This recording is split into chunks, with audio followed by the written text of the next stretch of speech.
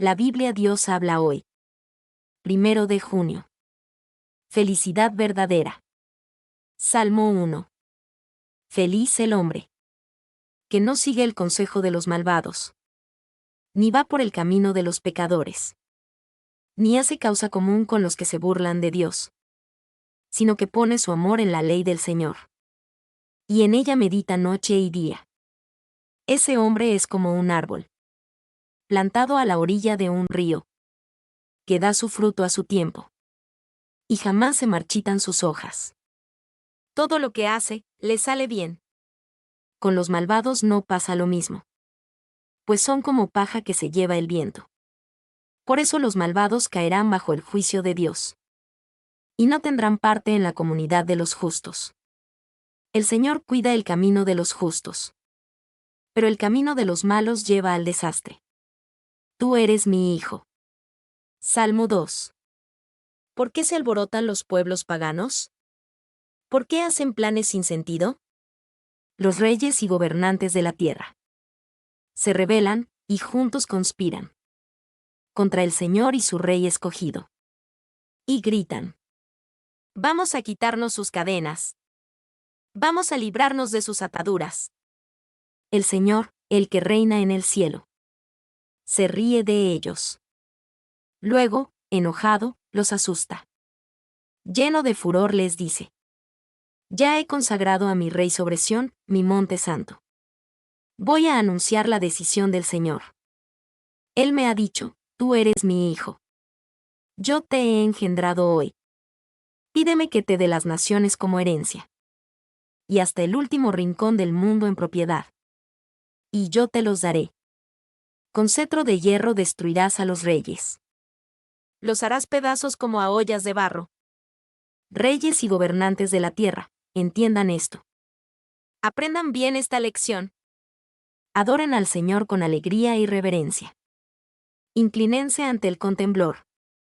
No sea que se enoje y ustedes mueran en el camino, pues su furor se enciende fácilmente. Felices los que buscan protección en él. Oración pidiendo la ayuda del Señor. Salmo de David, cuando huía de su hijo Absalón. Salmo 3. Señor, muchos son mis enemigos. Muchos son los que se han puesto en contra mía. Muchos son los que dicen de mí: Dios no va a salvarlo. Pero tú, Señor, eres mi escudo protector. Eres mi gloria. Eres quien me reanima. A gritos pido ayuda al Señor, y Él me contesta desde su monte santo. Me acuesto y duermo, y vuelvo a despertar, porque el Señor me da su apoyo. No me asusta ese enorme ejército que me rodea dispuesto a atacarme. Levántate, Señor. Sálvame, Dios mío. Tú golpeas en la cara a mis enemigos. Les romperás los dientes a los malvados. Tú, Señor, eres quien salva. Bendice, pues, a tu pueblo. Plena confianza en el Señor. Ya un maestro de coro, con instrumentos de cuerda. Salmo de David. Salmo 4. Dios y defensor mío, contéstame cuando te llame. Tú, que en mi angustia me diste alivio. Ten compasión de mí y escucha mi oración. Ustedes, que se creen grandes señores, ¿hasta cuándo ofenderá mi honor? ¿Hasta cuándo desearán y buscarán lo que no tiene sentido, lo que solo es falsedad? Sepan que el Señor prefiere al hombre que le es fiel. Sepan que el Señor me escucha cuando lo llamo. Tiemblen y no pequen más. Ya acostados, y en silencio, examinen su propia conciencia. Ofrezcan sacrificios sinceros. Y confíen en el Señor. Muchos dicen: ¿quién nos mostrará la dicha? Señor, míranos con buenos ojos. Tú has puesto en mi corazón más alegría que en quienes tienen trigo y vino en abundancia. Yo me acuesto tranquilo y me duermo enseguida. Pues tú, Señor, me haces vivir confiado. Valor de los proverbios. Proverbios 1. Dichos de Salomón, hijo de David, rey de Israel, que tienen como propósito Comunicar sabiduría e instrucción. Ayudar a comprender palabras llenas de sentido. Adquirir instrucción, prudencia. Justicia, rectitud y equilibrio. Hacer sagaces a los jóvenes inexpertos. Y darles conocimiento y reflexión. El que es sabio e inteligente, los escucha. Y adquiere así más sabiduría y experiencia. Para entender los dichos de los sabios. Y sus palabras, ejemplos y adivinanzas. La sabiduría comienza por honrar al Señor. Los necios desprecian la sabiduría y la instrucción. Consejos a los jóvenes. Hijo mío, atiende la instrucción de tu padre. Y no abandones la enseñanza de tu madre. Pues serán para ti un bello adorno. Como un collar o una corona. Si los pecadores quieren engañarte.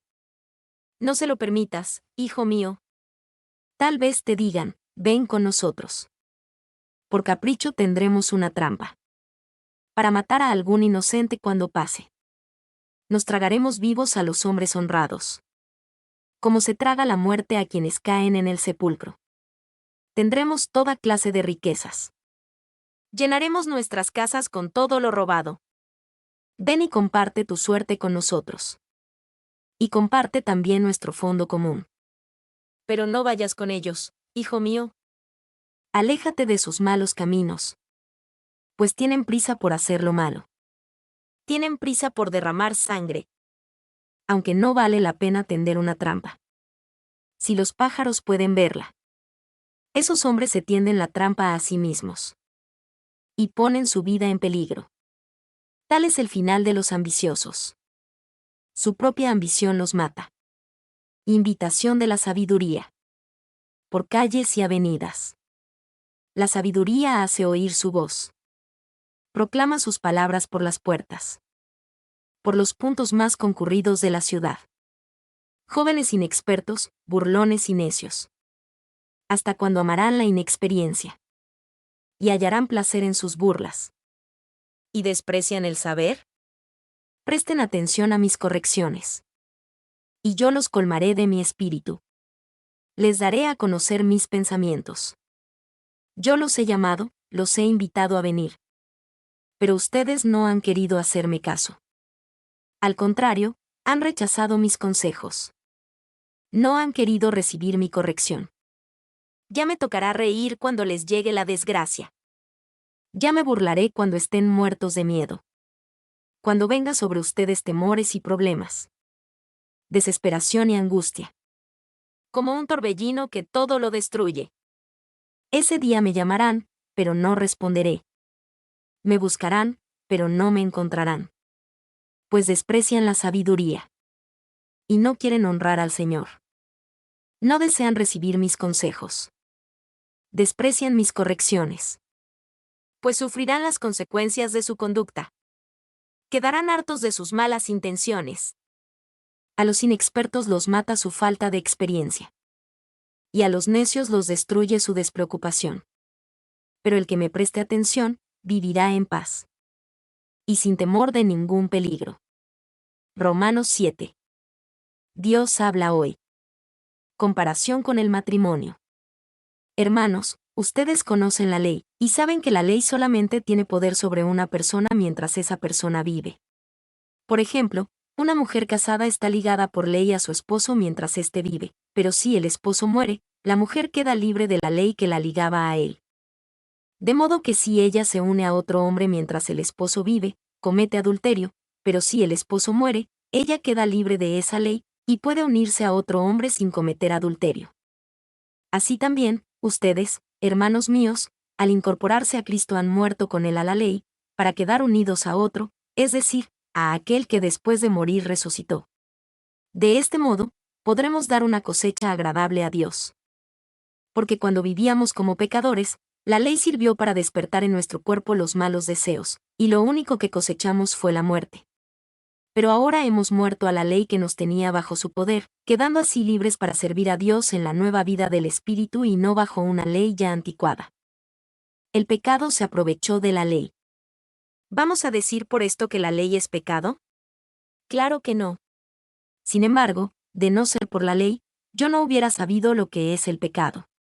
Jamás habría sabido lo que es codiciar, si la ley no hubiera dicho, no covetes. Pero el pecado se aprovechó de esto, y valiéndose del propio mandamiento despertó en mí toda clase de malos deseos. Pues mientras no hay ley, el pecado es cosa muerta. Hubo un tiempo en que, sin la ley, yo tenía vida, pero cuando vino el mandamiento, cobró vida el pecado, y yo morí. Así resultó que aquel mandamiento que debía darme la vida, me llevó a la muerte, porque el pecado se aprovechó del mandamiento y me engañó, y con el mismo mandamiento me dio muerte. En resumen, la ley en sí misma es santa, y el mandamiento es santo, justo y bueno. Pero entonces, ¿esto que es bueno me llevó a la muerte? Claro que no. Lo que pasa es que el pecado, para demostrar que verdaderamente es pecado, me causó la muerte valiéndose de lo bueno. Y así, por medio del mandamiento, quedó demostrado lo terriblemente malo que es el pecado. Sabemos que la ley es espiritual, pero yo soy débil, vendido como esclavo al pecado. No entiendo el resultado de mis acciones, pues no hago lo que quiero, y en cambio aquello que odio es precisamente lo que hago. Pero si lo que hago es lo que no quiero hacer, reconozco con ello que la ley es buena. Así que ya no soy yo quien lo hace, sino el pecado que está en mí.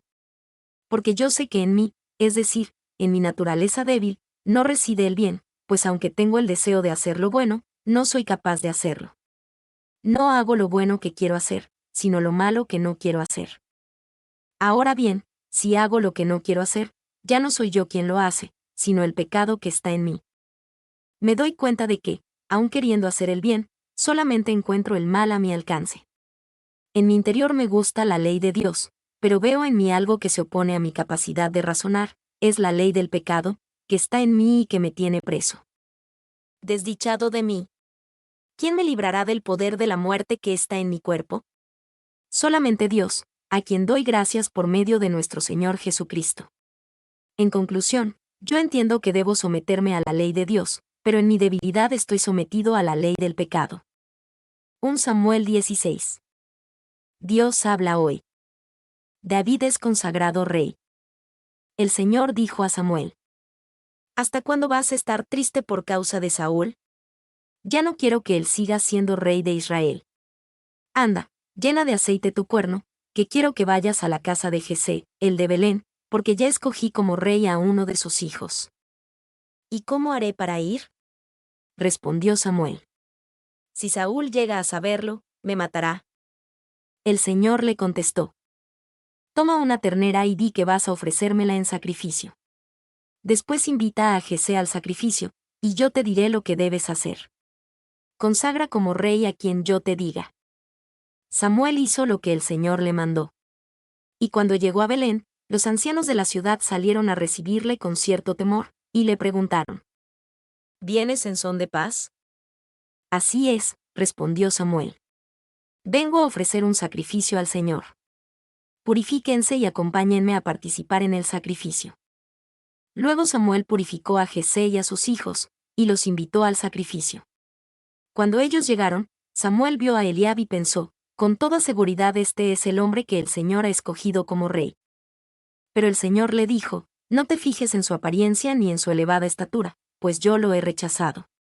No se trata de lo que el hombre ve, pues el hombre se fija en las apariencias, pero yo me fijo en el corazón. Entonces Jesé llamó a Abinadab, y se lo presentó a Samuel, pero Samuel comentó: tampoco a este ha escogido el Señor. Luego le presentó Jesé a Samá, pero Samuel dijo: tampoco ha escogido a este. Jesé presentó a Samuel 7 de sus hijos, pero Samuel tuvo que decirle que a ninguno de ellos lo había elegido el Señor. Finalmente le preguntó: ¿no tienes más hijos? Falta el más pequeño, que es el que cuida el rebaño, respondió Jesé. Manda a buscarlo, dijo Samuel, porque no comenzaremos la ceremonia hasta que él llegue. Jesé lo mandó llamar. Y el chico era de piel sonrosada, agradable y bien parecido. Entonces el Señor dijo a Samuel: este es. Así que levántate y conságralo como rey. Enseguida Samuel tomó el recipiente con aceite, y en presencia de sus hermanos consagró como rey al joven, que se llamaba David. A partir de aquel momento, el Espíritu del Señor se apoderó de él. Después Samuel se despidió y se fue a Ramá. David al servicio de Saúl. Entretanto, el espíritu del Señor se había apartado de Saúl, y un espíritu maligno, enviado por el Señor, lo atormentaba. Por eso, los que estaban a su servicio le dijeron: Como usted ve, Señor nuestro, un espíritu maligno de parte de Dios lo está atormentando a usted. Por eso, ordene usted a estos servidores suyos que busquen a alguien que sepa tocar el arpa, para que, cuando le ataque a usted el espíritu maligno, él toque el arpa y usted se sienta mejor. Pues busquen a alguien que sepa tocar bien, y tráiganmelo, contestó Saúl. Entonces uno de ellos dijo: Yo he visto que uno de los hijos de Jesé, el de Belén, sabe tocar muy bien, además, es un guerrero valiente, y habla con sensatez, es bien parecido y cuenta con la ayuda del Señor. Entonces Saúl mandó mensajeros a Jesé, para que le dijeran: Envíame a tu hijo David, el que cuida las ovejas, y Jesé envió su hijo David a Saúl. Con él le envió a Saúl un asno cargado de pan, un cuero de vino y un cabrito. Así David se presentó ante Saúl y quedó a su servicio, y Saúl llegó a estimarlo muchísimo y lo nombró su ayudante. Y Saúl envió un mensaje a Jesé, rogándole que dejara a David con él, porque le había agradado mucho. Así que, cuando el espíritu maligno de parte de Dios atacaba a Saúl, David tomaba el arpa y se ponía a tocar. Con eso Saúl recobraba el ánimo y se sentía mejor, y el espíritu maligno se apartaba de él. Mi nombre es Demim. Soy tu asistente personal. Mi sitio en internet es demim.es.tl